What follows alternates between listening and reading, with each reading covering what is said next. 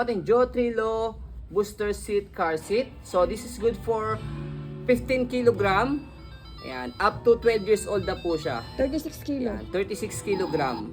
Okay, so this already washed and ready to use.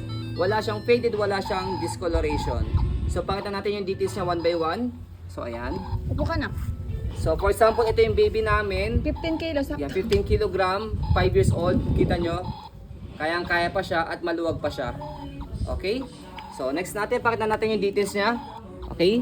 So ito yung kanyang headdress. Sige baby, adjustable siya. Press lang dito sa likod. Yan, ito yung Kaya ko pinakamataas dyan niya. Mas ganyan na. Kahit adult nga, kayang-kaya po dito Basta actually maliit. Yan. Uy, kasya pa ako. Saan dyan?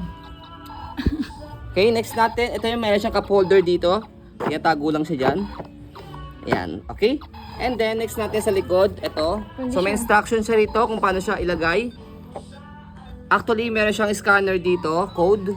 Yan, install video kung paano siya gamitin. Ilagay sa sasakyan. So, ito siya, forward facing 15 kg to 36 kg. Okay? Tapos, ayan.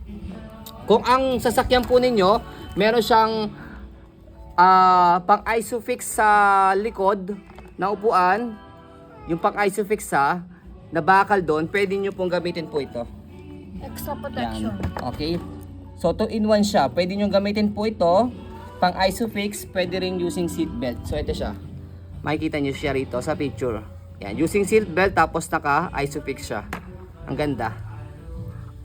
Okay. May tali mo. Ayan. Kabilang side. Condition. Ayan. Yung ilalim.